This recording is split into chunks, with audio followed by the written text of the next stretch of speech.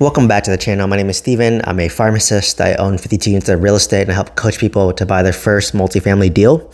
So I was asked a question recently about what are my thoughts about Airbnb or short-term rentals? And coming from a person who's, number one, I've never done it. And number two, I own a 52 unit portfolio that's all long-term rentals.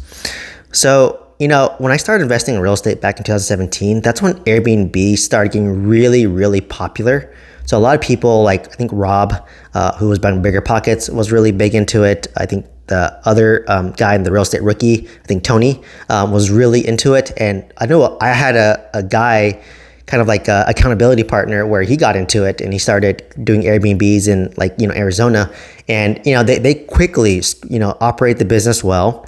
Decorated it, created an experience out of it, did a good job. And then, they basically hit $20,000 a month in positive cash flow. And they did that with only a few properties, right? Where they only own maybe 4 or 5 properties. And then each property might cash flow $4,000 to $5,000 each. And net them about $20,000 a month in positive cash flow, which was my goal. But they did that with 4 or 5 properties versus me. I have 52 units and, still haven't hit the goal yet. So, for me, I never really fell into that hype because to me, it didn't really seem scalable in my opinion. Because managing the Airbnb, if you outsource to a third party, property management for Airbnb, they charge you a 20 to 30% off your gross revenue. So basically the only person who makes money for the short-term rental is a property manager. And even then, it's super labor intensive because you always have to coordinate a cleaner to come there. And if your cleaner doesn't show up, you need a backup cleaner. You need a backup to the backup cleaner. You need a handyman to come out there on the spot. If let's say the tenant comes in, the heater doesn't work, the AC doesn't work, the fridge doesn't work, you have to send someone immediately there. And you basically, it's more cyclical. There's seasons where the Airbnb does well. There's seasons where the Airbnb is slow. So the income is not as consistent. And you basically, it's not very scalable. I don't know many people who own 52 Airbnbs. That doesn't, you know what I mean? Most people I know that do Airbnbs, including Rob, they're transitioning over to boutique hotels because that's basically what it is. Your Airbnb is kind of the entry level point into hotels. So that's the more scalable version of an Airbnb. Is why do I want to own 20 separate Airbnbs when I just can own a 20 door or 20 unit hotel and still create that same experience, right? So a lot of the people I know, they're just selling their Airbnbs, 1031 exchange it into glamping villages or hotels, because that's the more scalable version. I don't know anyone who owns 20 Airbnbs, or people that used to own 20 Airbnbs, they all sold them because they realized that it's too labor intensive and time intensive. So it's really challenging. And, for Airbnbs, like I said, it's a business. You cannot depend on VRBO. You can't depend on Airbnb because they might take you off the platform. They might increase their fees. So you have to create your own website and you have your own booking page and you have to have your own marketing so people go there. So you have to create experience, and it's hard. You can do everything well and then you're dependent on reviews. People can give you want 5-star reviews, but someone gives you a 4-star review, even though you bent over backwards for them and they're just unsatisfied. They give you a 4-star review, it hurts your score. So for me, I just didn't really like the Airbnb. I get why it's so popular, because if you run your own Airbnb, you could be working full-time as a pharmacist and you can buy a single family home, run it like an Airbnb. And then because you're actively participating in the Airbnb, you're putting in all the time and effort to decorate it, renovate it, you set up the furniture, set up the listing page, and you have to do more work than your cleaners. But if let's say you're cleaning yourself, you're materially participating in the Airbnb. So what people are doing is, let's say I make $200,000 as a W-2, and let's just say I buy an Airbnb, I materially participate in it, so it qualifies as active losses. I'm gonna do a cost segregation study on this, and I'm gonna bonus depreciate, let's just call it $200,000 from the property year 1, so I can wipe off my $200,000 income from my W-2 job. So I pay $0 in taxes, right? So that's great in that way, but then managing an Airbnb, like I said, it's very, very active. So at that point, to make it worth it, you have to convert it from a short-term rental to a long-term rental to be sustainable. So maybe the first 6 to 12 months, you materially participate, you treat it like an Airbnb, you run it like an Airbnb, you get your cost seg, you do your bonus depreciation, you wipe out your W-2 income, and then you convert it to a long-term rental. But then it has to work both ways, right? It has to work as a long-term rental and a short-term rental. So I think short-term rentals typically make 3x the income you get versus long-term rental. So if, let's just say I am renting for $3,000 a month as a long-term rental, I should be able to get $9,000 to $10,000 as a short-term rental. Keep in mind, you have more expenses and fees because you have to pay for, a maid to come there and whatever, like toilet paper and towels and sheets and linen, all that good stuff. So, it has to work as both. And, unfortunately in California, like you have to like put a pretty large down payment to make it work. So, to me, it has to work as both. And where people are getting burned is when they only treat like a short-term rental. So like, if let's just say you have a well-running Airbnb and then the regulations change and they banned Airbnbs because they want homes to be for people to live there, not as like a short-term rental, then now you're stuck treating it as a long-term rental. But if your rents don't cover the cost, you're negative cash flow now. So like I said, it has to work as both a short-term and a long-term rental.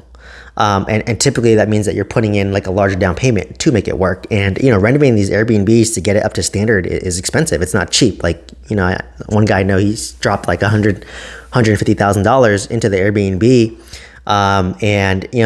They're valuing the property of the short-term rental based on the income. But like I said, if it goes up, it's great. If the income goes down, then the value goes down as well. So it's a double-edged sword, like just like commercial real estate or multifamily, where if the NOI goes up, income value goes up. If NOI goes down, then the value goes down. So it goes both ways.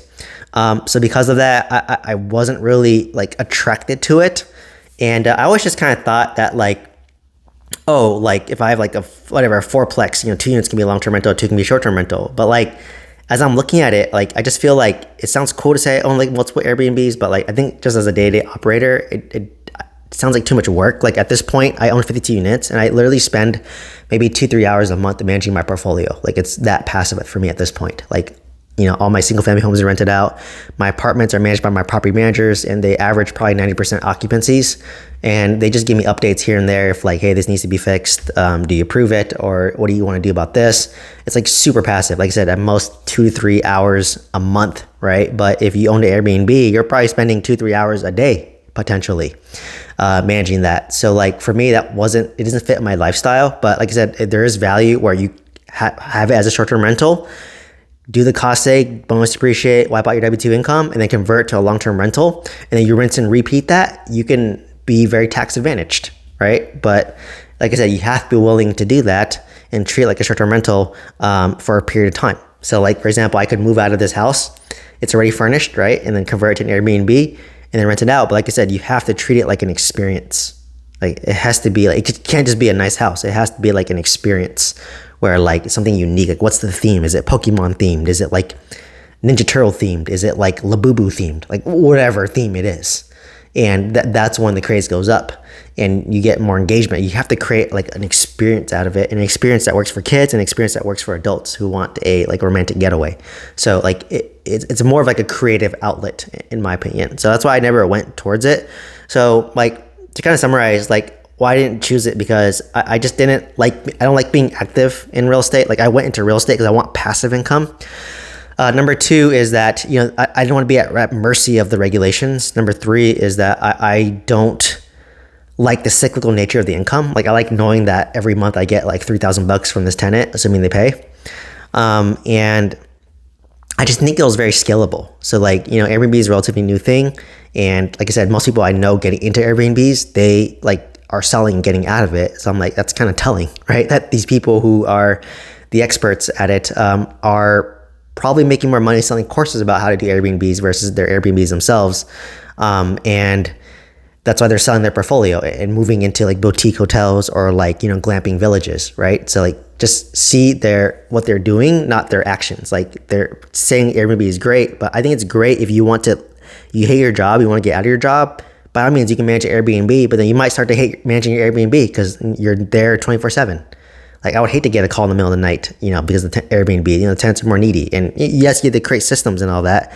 So like for me, it just was like no appeal to me whatsoever.